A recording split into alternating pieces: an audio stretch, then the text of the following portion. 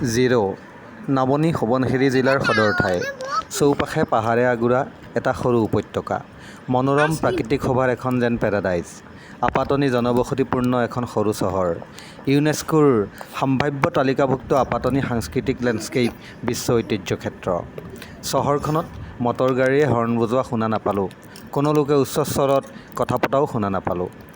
অতি সুস্বাস্থ্যৱান, শিষ্টাচাৰী, শান্ত প্ৰকৃতিৰ নাগৰিকৰ চহৰখনত ঔষধৰ দোকান পাবলৈ নায়েই বুলিব পাৰি। অপ্ৰয়োজনীয়ভাৱে বিজুলী বাতিও ব্যৱহাৰ নকৰে। বৈদ্যুতিক বিচনীৰো ব্যৱহাৰ নাই।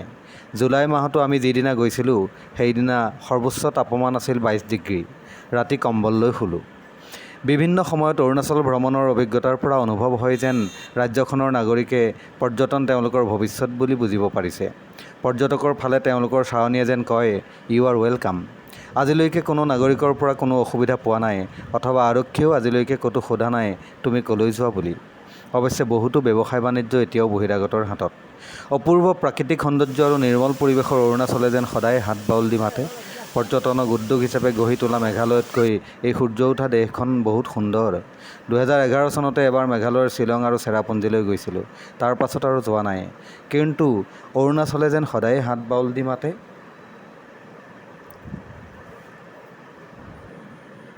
বিগত কিছু বছৰত অৰুণাচল প্ৰদেশৰ বিভিন্ন ঠাই ভ্ৰমণ কৰিছোঁ। তাৰ ভিতৰত পাছিঘাট, মপম, ডাম্বুক, ৰয়িং, মায়'দিয়া গিৰিপথ, নামচাই, তেজু, পৰশুৰাম কুণ্ড ইত্যাদি।